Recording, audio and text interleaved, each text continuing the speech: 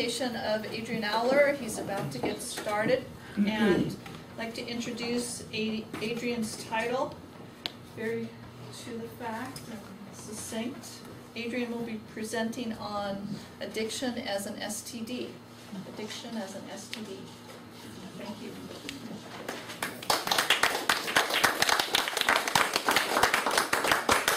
Yeah, I thought that was a cute hook. By S, I mean socially transmitted disease. Yeah. Not sexually. You know, a funny thing happened on the way to the symposium, metaphorically speaking. I realized that I had more difficulty than I thought separating out this piece of my much larger work. Human beings are embedded in the social matrix like tappies and tapioca pudding. I love those little tappies. It's what makes it different from just custard. But the point is that we're inescapably intertwined with our social milieu. In looking at addiction, it has an inner and an outer dimension, or multidimensionality. Starting with the human being, you can go in a psychological fashion and examine the effects and the processes and the consequences on the individual. You can go out and look at the relationship between the individual and society and how that bears on the phenomenon of addiction. And that's what I want to do here. But I realized that it was it's an artificial demarcation. It's a continuum experience between that the addict has, and the relationship with society is part of it. So I realized I had to start cutting and chopping and extracting, which is why it took me a lot longer to get this ready than I thought. So. I really wanted to be here from the get-go, but I had to work yesterday and I couldn't get out of it, so here I am. Late, but just on time. Okay, so. The famous anthropologist Bronislaw Malinowski, in his 1927 book, Sex and Repression in Savage Society, at one point compared the behavior of Trobriand islanders to the widespread norm in European society, wherein fathers would get drunk after work with their friends instead of going home, and later, when they came home in a drunken state, they would chase the wife and children around to beat or otherwise abuse them. Malinowski asserted that this behavior was common at all levels of European society and had been going on for centuries. Today, psychologists call such behavior generational wounding. Such cycles are still being passed on by virtue of unconsciousness in our society. I'm going to offer a few examples from our recent historical background that bear on the current social situation, and I assert that they indicate the forces that maintain and continue to exacerbate the problem of addiction in society. In 1968, during the Vietnam War, an American platoon massacred the entire population of a village called My Lai, chiefly women, children, and old men, murdering somewhere between 200 to 500 people. Ultimately, only the unit commander, Lieutenant Calley, was prosecuted, but his sentence of life in prison was commuted by President Nixon to 3 years under house arrest. Only because a war correspondent and cameraman chanced to arrive just as the massacre ended did it become known to the American public. Congress convened a special subcommittee to investigate, which selected a panel of experts, including the psychiatrist M. Scott Peck. In his book, People of the Lie, An Examination of Evil, Peck reports the outcome of the panel's 2-year investigation. They concluded, among other things, that the American public was materially to blame for fostering an attitude and climate in which young men going to Vietnam, at that point exclusively volunteers, felt that they were morally right in the struggle against communism, so they could do anything they wanted, as long as it advanced the cause of American security and prosperity. And so long as American families at home didn't have to hear about it. In fact, the American people did not care about what happened in Vietnam until the draft started, and their sons who didn't want to go to war were obliged to. Peck's book is in our library if you want to check this out. I present this as an example of unconscious socio-cultural complicity in bringing about the suffering of other human beings who have been characterized as foreign, bad, and subhuman. Another example, COINTELPRO, is the FBI acronym for a series of covert action programs directed against domestic groups. The techniques were adopted wholesale from wartime counterintelligence and ranged from the trivial to the dangerous, such as encouraging gang warfare and falsely labeling members of a violent group as police informers, and it even included assassination. COINTELPRO began in 1956 and didn't end until 1971 when threatened by public exposure. The unexpressed major premise of the programs was that a law enforcement agency has the duty to do whatever is necessary to combat perceived threats to the existing social and political order. Observe that this is coextant with the Vietnam War.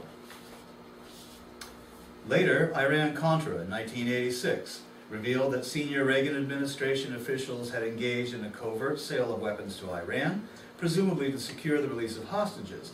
But since the money obtained in such sales was entirely off the radar, it is alleged that it was then diverted to Nicaraguan Contras, so they could oppose the successful left-wing Sandinista uprising in that nation, who were of course resistant to U.S. government regional policy and manipulation by U.S. corporations. Coordinated with this, the CIA sponsored trafficking in cocaine, also during the Reagan administration, to raise money for the Contras and to weaken black communities in America. The Black Panthers had charged that they were doing the same thing in the 1960s and 70s with heroin, to weaken the Black Power movement. I offer these examples. Say, Ishtar, could you bring me my other specs to be more convenient? I offer these examples of, first, the growing influence of business and industry in government policy, which you might recall President Eisenhower warned us about in his departing speech, the increasingly single-minded focus of government on profit and international control, and third, the unconscious complicity of the American people in this progressive deterioration of human considerations in the government. Thanks, dear. The rise of corporate personhood may be seen as a natural outcome of this process, as is the turning of government's control and manipulation upon its own people. I draw your attention specifically to the pharmaceutical industry and its collaborator in influence peddling the health insurance industry. We see the 1984-like direction of the public's attention to external enemies, real or imagined, as a means of coercing their cooperation in a process of increasing government control and decreasing civil rights. But external enemies don't have so great a value as targets for people's fears as do immediately visible groups and subcultures right here at home, the enemy within. The examples cited above are those of politically oriented groups within the U.S., who in the eyes of such paranoids as J. Edgar Hoover may have been deemed potential threats to the existing power structure. I suggest that addicts de facto are construed to occupy a similar threatening position as a subculture which threatens our cultural values and social fabric. When I read Viktor Frankl's story, I was astonished to find that I could simply replace his word prisoner with the word addict and obtain the story of my experience. This leads to the frightening conclusion that contemporary mainstream society views addicts in much the same way that National Socialism viewed Jews, as vermin to be exterminated. Addicts are locked into addiction not only by their painful past and distressing present, but equally by their bleak view of the future as well. They are unable to develop compassion towards themselves and their bodies, while they are regarded as outcasts, hunted as enemies, and treated like human refuse.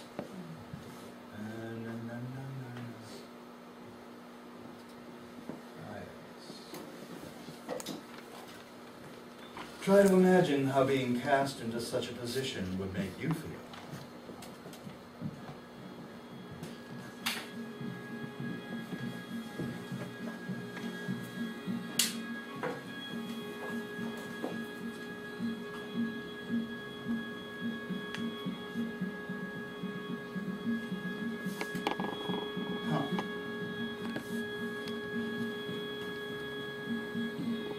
Well, that's totally bizarre.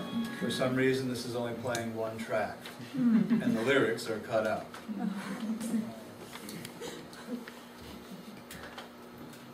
That was a selection from the song Heroin by the Velvet Underground. And I was going to play it for you to create mood, but so there's a statement in there of the rejection of the society that the addict finds themselves within.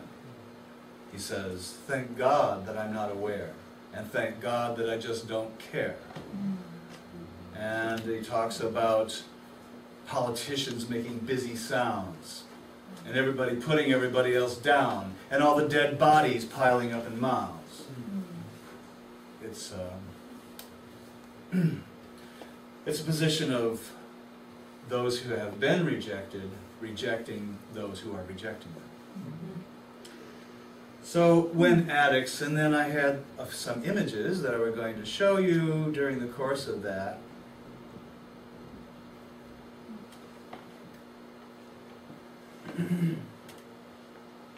Such as this one. These are some of the famous woodcuts of Gustave Doré to illustrate the Divine Comedy, which is the metaphor, the containing myth that I use to structure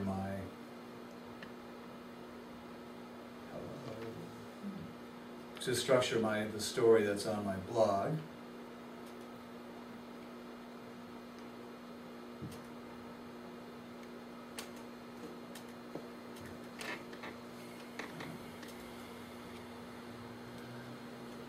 So, of course, I've reframed a little bit since I'm not a 16th century Catholic.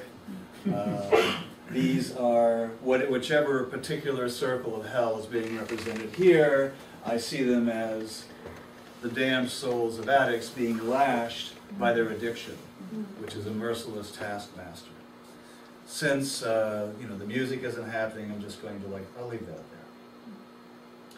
So how can addicts recover and change when even the programs allegedly constructed to aid them, in fact, are more directed towards their control and suppression? From the National Institute of Drug Abuse Research Report Series in 2005 on heroin abuse and addiction, I extracted this particular passage. Addiction is a chronic relapsing disease characterized by compulsive drug seeking and use and by neurochemical and molecular changes in the brain. At some point during continuous heroin use, a person can become addicted to the drug. This leads you to think that you can become addicted just by too much partying. That is not the case.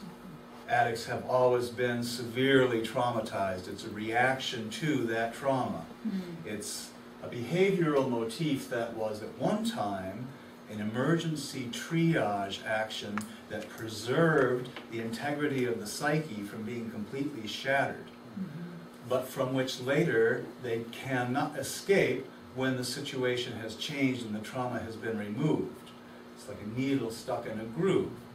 At that point they've internalized the trauma and they're continually responding to a trauma that they carry within themselves that you can't see, but they can't escape. And the behavior that at one time preserved their existence as an identity now proceeds to destroy them. A variety of effective treatments are available for heroin addiction.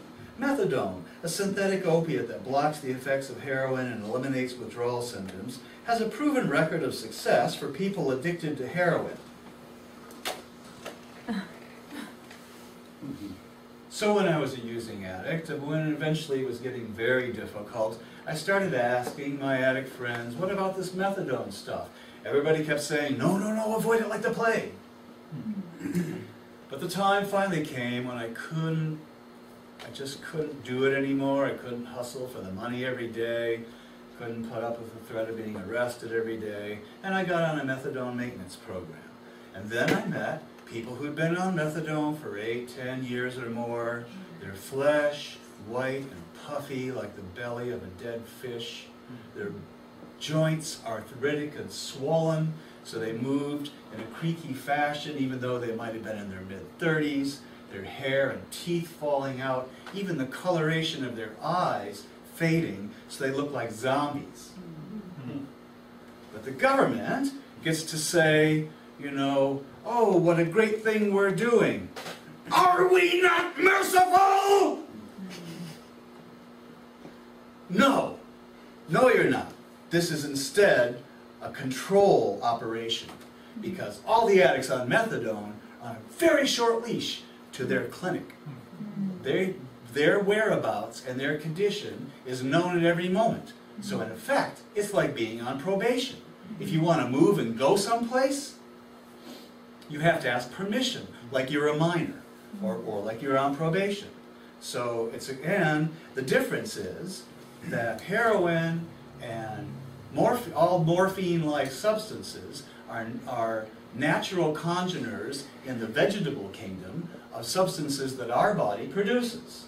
There's actually very little deleterious effect to taking them.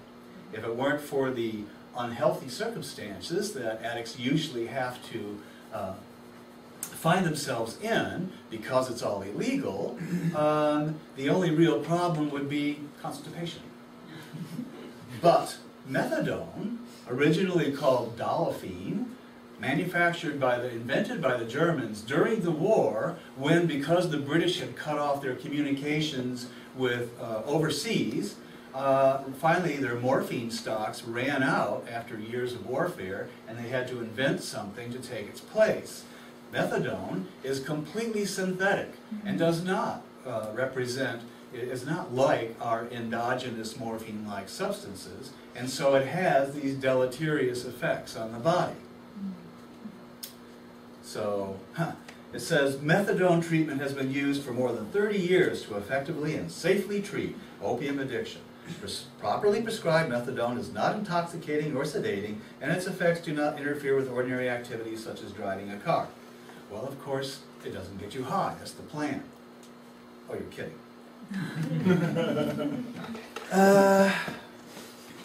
Okay.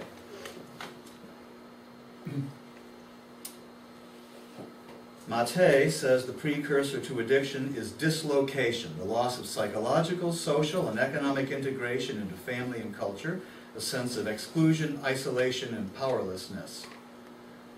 He says that this process is continuing. Addicts are extreme examples of what Buber calls our I-it society rather than an I-thou one.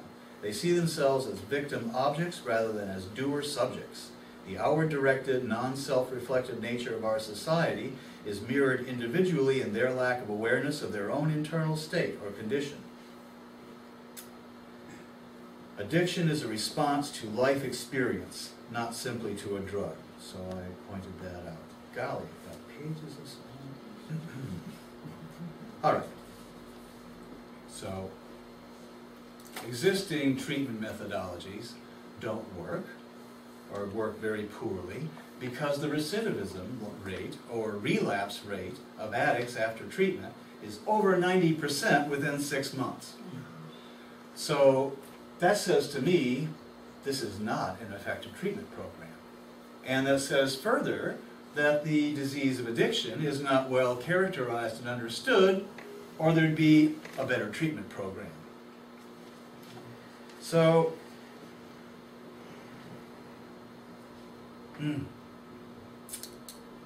I gotta say this. Mate says the drug addict is today's scapegoat, which is one that bears the blame for others, one that is the object of irrational hostility. Viewed honestly, much of our culture is geared towards enticing us away from ourselves into externally directed activity. The hardcore addict surrenders her pretense into diverting the mind from ennui and distress. The hardcore addict surrenders her pretense about that. Her life is all about escape. The rest of us can, with varying success, maintain our charade, but to do so we banish her to the margins of society. Perhaps it would be more worthwhile to consider what realities the drug-dependent addict might be articulating and what we might learn about ourselves in the dark mirror he holds up for us. From his pinched and narrow perch at the edge of society, the drug addict sees who we are, or more exactly, who we are choosing to be. How I see our mission as a community. In the conclusion of his 15th prayer of affirmation, Haridas Chowdhury says, "We are in essence finite reproductions of the infinite. May we realize the richness of our heritage. May we fulfill the promise of our being.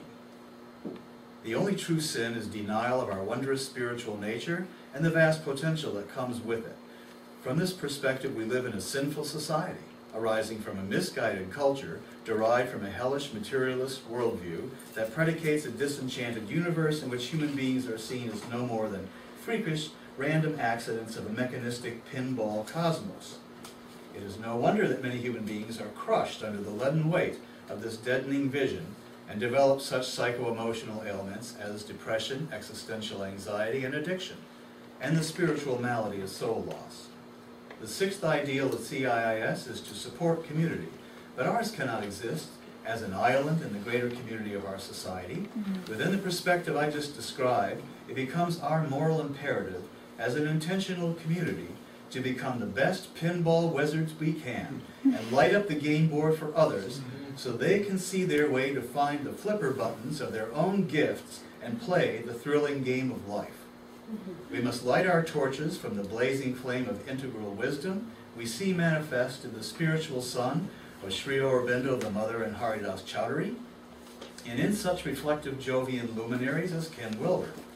Then we can carry those torches out to illuminate the dense fog of materialism lying over the playing field of life to help others find the meaning and purpose in their own lives as spiritual sparks of the central fire.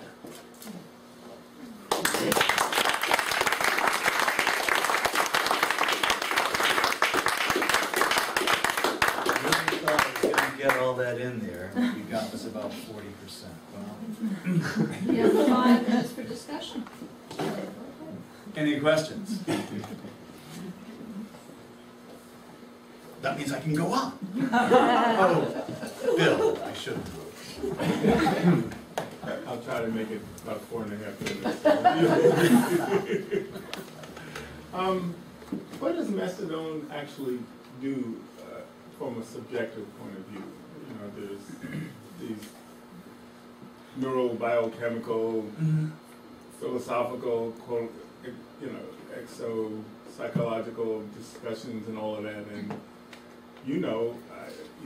Yeah. So what The happens? reason they use it, No, I want your subjective.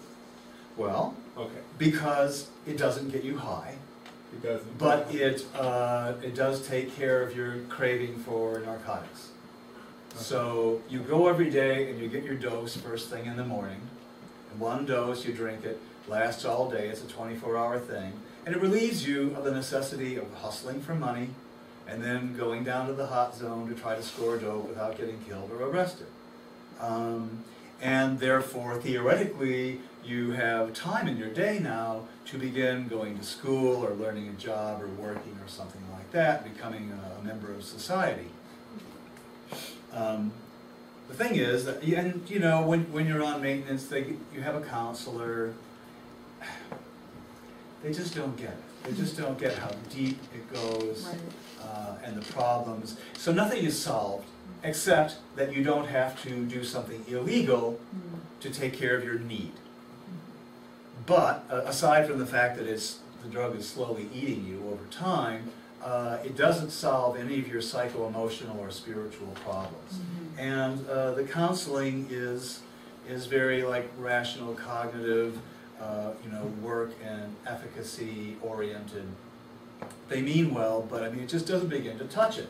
So all the other treatment programs I did, I mean I got clean innumerable times. And when I was clean and the soft blanket of being comfortably numb was pulled aside, there was all my shit waiting for me. And of course, untreated over time, it's only worse. It's getting bigger and stronger and nastier. So my preferred metaphor is that of a boil. A boil represents an internal infection, and the boil is an accumulation of the poisons from that. So you can lance the boil and take care of the pain and the immediate aggravation of the boil, but if you don't do something to heal the internal infection that's causing it, you're just going to get another boil. And it'll continue like that.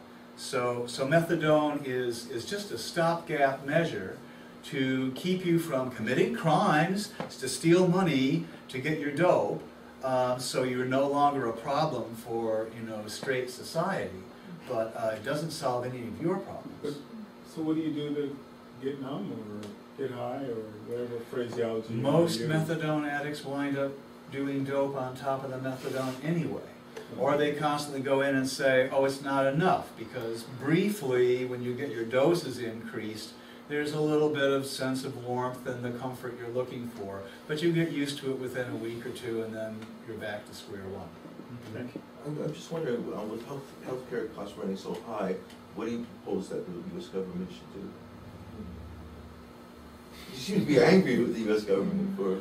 I'm very angry with the U.S. government. I mean, a lot of the stuff I cut out of here is, you know, back in the day we used to say, just because you're paranoid doesn't mean they're not after you. Right. So I'm an old conspiracy theorist, and I think, you know, there's really only two, okay, undoubtedly there are many possibilities, but I see two major possibilities. How can it be that after all this time, the treatment of addiction is so ineffective that the recidivism rate is still well over 90%? Well, either, you know, it's basically a sort of ignorant, ill-informed, unconscious, or hysterical approach to the problem that prevents us from developing new and better programs for dealing with these things, or it's deliberate, because pharmaceutical companies make a lot of money selling narcotic medications like, oh, OxyContin. There was a whole thing in here that I cut out, that the company that makes it ultimately was forced to plead guilty to misrepresentation of their product. They were making $1 billion a year selling OxyContin, and a heavy percentage of it was being used by people to get addicted. And their whole claim was that it's not addictive. So they make money selling stuff that you get addicted to. They make money selling things that they have been able to rush right into the American pharmacopoeia to deal with addiction that are only semi-effective, plus have lots of side effects, so you have to take other things that they also manufacture to counteract those side effects. And the whole thing is just a bag of crap that they're making a lot of money off of your pain and suffering as an addict. And society's being hustled into thinking we're dealing with something so they can pretend, oh, we're good people. No one wants to look at the shadow. Yes, sir? Thank you, Adrian. I appreciate the talk. Did you get a chance to look in any of your research or your experience at other treatments, like or the efficacy of 12-step programs like Narcotics Anonymous or any of the other options out there? I mean, you know, I don't have any time here. I'm just talking about, I was just trying to give you a taste of the fact that addiction has an interactive relationship with society. Addicts are created by society through generational wounding. It's all about unconscious behavior. We know about that as depth psychologists and whatnot. So, I mean, most commonly, the unendurable trauma from which they cannot escape takes place in childhood, with various childhood abuse over a period of time, occasionally prisoner of war or terrorist hostage situations. So that's where the behavior comes from. Addicts are created in society by the way society is set up. And then they're maintained by these organizations that the very programs that are intended to help and treat addicts, in fact, carefully maintain them in their position as addicts, because they are scapegoats. Right. The scapegoat is, as Mate says, it's a Hebrew thing. It has to do with like Yom Kippur or something. Originally, Aaron, brother of Moses, had to present 2 hairy goats to God, and one of them was selected as the scapegoat, and all the sins of the people were put on that, and it was driven out into the wilderness, out into the wasteland. And so addicts, there was a very nice passage that I had to skip here, but addicts become the scapegoat for our society, and we project all our shadow onto them and say, we're cool. If it weren't for those scumbags over there, our society would be healthy. And they're driven out into jail, into treatment centers, on the streets, or hopefully they'll die. When I first came here, I lived in the Tenderloin.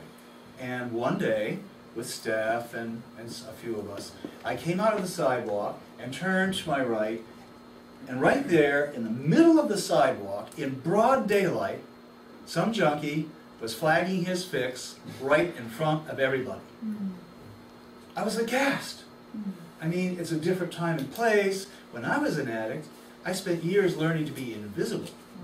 So when I was on the street, I wasn't on the street. I was like a ghost flitting from shadow to shadow. And here's this fool, and not only that, I was actually morally offended that Earth people, mothers and children for Christ's sake, were walking by him on either side, and he was like, you know, even we, I mean, we'd go out and score and go back into our holes like cockroaches to do our thing. And here's this guy. So there are two statements there. One statement is, he doesn't care. He doesn't even care if he gets arrested. In fact, it's probably a cry for help. Look what I'm doing. Come and take me away. The other statement is, was he arrested? No! Because the police, you know, San Francisco has two zones of demarcation. The Tenderloin and Hunter's Point, where all the addicts and the scumbags can go and kill themselves, hopefully. And as long as they don't come out of their assigned areas and bother the real people, they can do any damn thing. And I lived there for 14 months, so I saw it all the time. There were people on, you could see drug deals going on in the street and so forth. So, there's a statement about the social choices and the true intent behind society. Addicts have simply become the receptacle of society's shadow. I'm sorry we don't have time for any more questions, but will you be available after this talk? Yeah.